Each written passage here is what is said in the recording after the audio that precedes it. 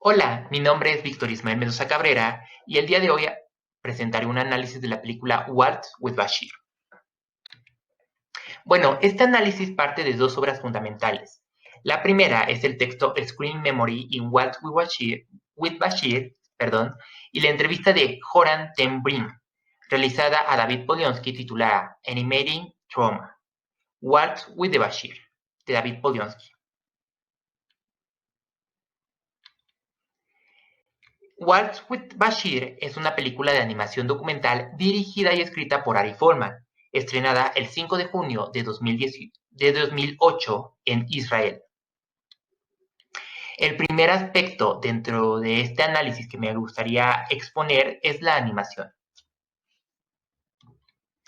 La animación, a diferencia de lo que se podría pensar, estuvo limitada en su estilización, ya que no hubo una animación digital a través de la rotoscopía, que es como el método común que se utiliza.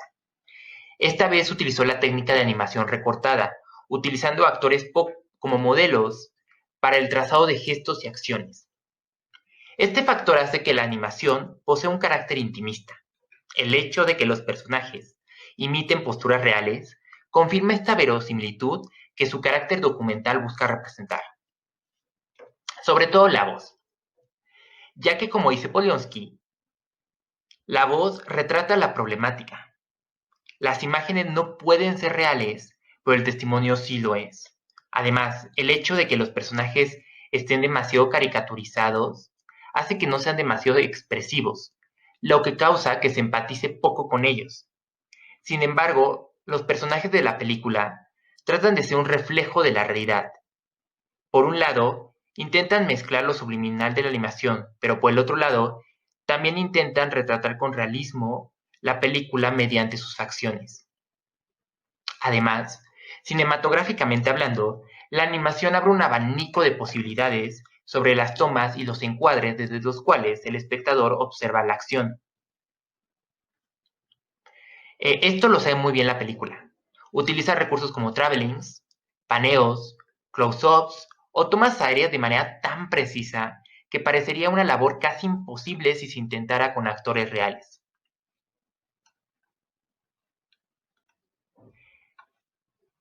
El segundo apartado que me gustaría hacer énfasis dentro de este análisis es el onirismo. El tema onírico es uno de los principales recursos de la trama. La parte fantástica cargada de simbolismos es la que nos permite adentrarnos en la psique del personaje, para conocerlo más. Para muestra, la escena principal de la película, donde unos perros callejeros persiguen a Boaz Rain, amigo de Ari Folman, dentro de la guerra, con una violencia tan grande como si tuvieran un gran recelo contra él. Este sueño transcurre a causa de un trauma, como todas las escenas oníricas dentro de la película. Al no ser capaz de matar a los soldados, Boaz tuvo que matar a perros callejeros al entrar a una aldea palestina. El trauma perdura, y no solo a través de la memoria, sino a través de los sueños, de las alucinaciones. Cada fragmento onírico está intrínsecamente ligado a la realidad. Es a través de la simbología donde el espectador puede interpretarlos y relacionarlos con la realidad, retratando siempre un sentimiento de culpa y remordimiento, negando lo que pasó y temerosos de lo que podría pasar. El siguiente apartado que me gustaría mencionar dentro de este análisis es la pérdida de la memoria a través de la guerra. La historia se centra en el propio director Ari Folman, quien sufre de pérdida de memoria debido a un trauma vivido en su servicio militar durante la Guerra del Líbano de 1982. La distorsión de su memoria se entrelaza con un ambiente onírico que se introduce por medio de recuerdos inducidos. Esta premisa es la manera ideal de introducirnos a nosotros como espectador a la guerra vivida. No solo desde su perspectiva, Forsman hace un viaje de introspección, donde las vivencias de los personajes construyen una narrativa vista desde el pasado para poder entender el presente. El enfrentarse con la realidad es la principal problemática de Folman. El saber que fue partícipe de un acto de exterminio fue intolerable para su moral y sobre todo al solo tener 19 años. La magnitud de violencia vivida fue alterada, mas no suprimida. Las falsas realidades construidas en su mente son una justificación para tratar de conseguir una redención por parte de él mismo. Estos simbolismos se aprecian en todas las escenas de la película, principalmente en la escena imaginaria del océano, expectante de la situación, pero no involucrado en ella. Es como se encuentra Folman, para después, en su imaginario, no poder ni contemplar la masacre suscitada. Y no es hasta el último acto de la película que se descubre la realidad y se entiende que la fantasía era un acto justificante de sus propias acciones, que se niega a aceptar. Folman, en su imaginario, se dio un baño en las aguas del mar libanés con sus compañeros, mientras que sus semejantes militares estaban dentro de la ciudad dándose un baño de sangre. El siguiente apartado a analizar dentro de este análisis es la diferencia entre la realidad y la ficción. Dentro de la cinematografía, la técnica de animación permite diferenciar entre la realidad y la ficción, desde la paleta de color, con colores contrastantes, como las luces de Bengala en la alucinación de Folman, con un naranja tan ácido y tan sulfúrico que intenta hacer un símil de cuán ácidos son los pensamientos del propio protagonista, que parece ser un delirio generado por sentimientos que ni él mismo puede comprender. Por otra parte, cuando el amigo y compañero de Folman en el servicio militar, Carmi Senan, le cuenta su alucinación con una mujer que lo salvó de la explosión de su embarcación, más allá del componente simbólico de la mujer que representa la feminidad deseable por parte de Carmi, la paleta de colores en la escena es azulada, recalcando la unión que tiene él con la mujer y con el océano, y la calma que ambos le proporcionan en un momento tan aterrador. Otro aspecto a recalcar dentro de este análisis es la enajenación de la realidad a través de un lente.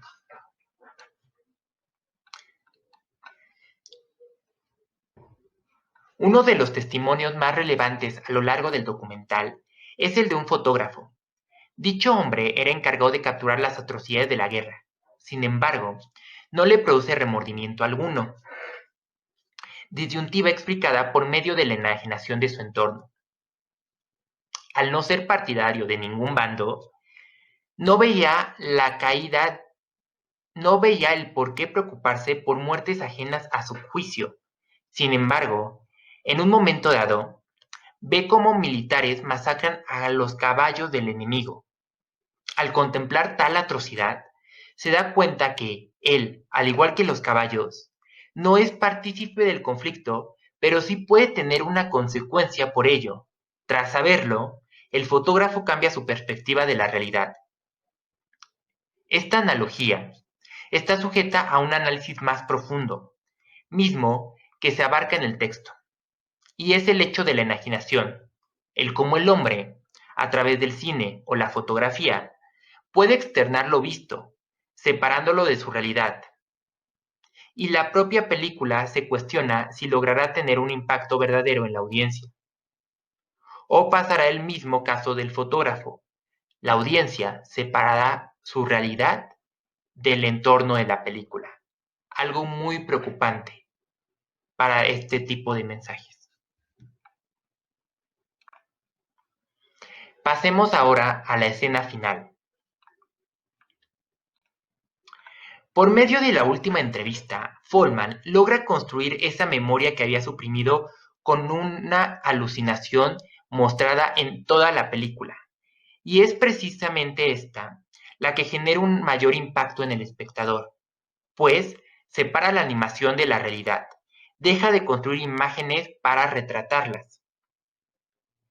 Folman, consciente que no había participado directamente en la masacre, pero sí había lanzado bengalas para propiciarla dentro del segundo círculo de ataque libanés, y que termina bajando a la ciudad para presenciar la atrocidad que él, de alguna manera, había propiciado. Vemos primeramente la masacre generada, cuerpos de hombres, mujeres y niños tirados en la calle. Vemos uno por uno los rostros de la desgracia. De pronto, salen mujeres a plañir el evento, lamentándose no haber podido hacer nada. La película nos retrata el viacrucis que parecería eterno. Sin embargo, de manera abrupta, por medio de un traveling y un close-up, nos dirigen a Follman, quien, con su compañero, presencia la tragedia otra vez de manera abrupta. La ficción se transforma en realidad. Oímos el llanto de las madres, esposas, hermanas o hijas de los difuntos. Vemos por fin la verdadera masacre, la verdadera cara de la muerte. Un silencio absoluto invade la escena. Ya no necesitamos la voz para validar lo ocurrido. La imagen habla por sí sola. Y con esta reflexión y análisis me gustaría pasar al siguiente apartado, la crudeza de la guerra. Al ser una película cuyo mensaje está rotundamente en contra de la guerra, por lo cual dentro de la estética de la animación se decidió no embellecer las escenas bélicas. Cada escena está retratada de manera cruda, imprevista e incómoda. El no usar la violencia como recurso estético deseable, que provoca una glorificación de la guerra, o como algunos la llaman de manera errónea, el arte bélico. Sin embargo, también era necesario encontrar un balance en la forma de presentarle este tipo de escenas al espectador, pues si le quitas toda la carga emocional, puede resultar en una escena que no produzca nada, ningún sentimiento, haciendo al espectador poco empático con la situación. Para ir finalizando, me gustaría hacer énfasis en uno de los componentes que más importancia tienen dentro de la película, y es su carga documental, debido a que es una animación, sí, pero de corte documental.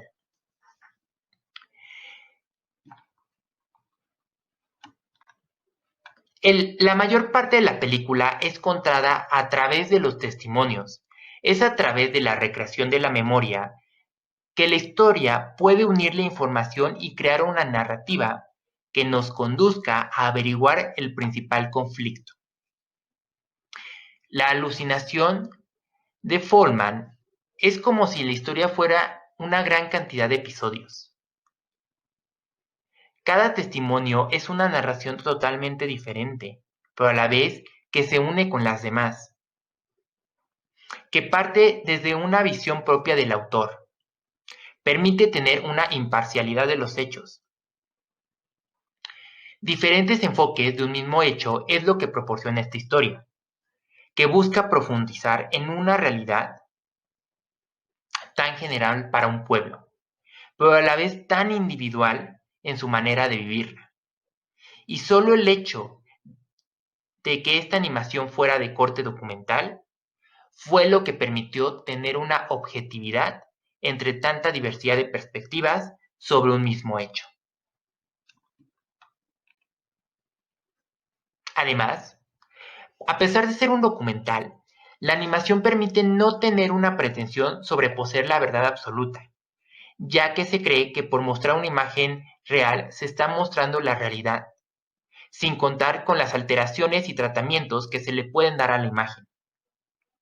La animación quita veracidad en la imagen y permite concentrarse solo en el contenido.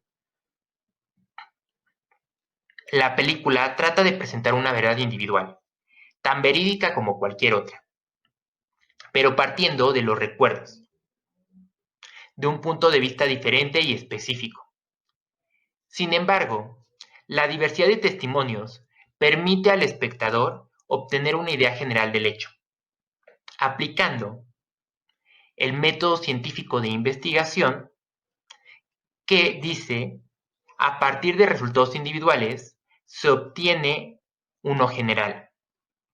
Por, por lo que al fin de cuentas, el documental, como cualquier otra investigación, debe tener pruebas concretas y comprobables. Es por ese motivo que el final de la película es un metraje real del hecho, para separar definitivamente la realidad de la ficción. Porque, a pesar de todos los puntos vistos a lo largo de la historia, el final es la prueba fehaciente de la guerra. Algo irrefutable e indudable. El espectador es encarado con la realidad. Esta es una película cuyo fin no es presentar el hecho, porque es algo histórico y por lo tanto conocido. Más bien, tiene como propósito mostrar el proceso, recurriendo a la fuente más fidedigna que se puede encontrar, la propia memoria. Para concluir con este análisis, me gustaría hacer una valoración personal de lo que pienso que aporta esta película al mundo del cine.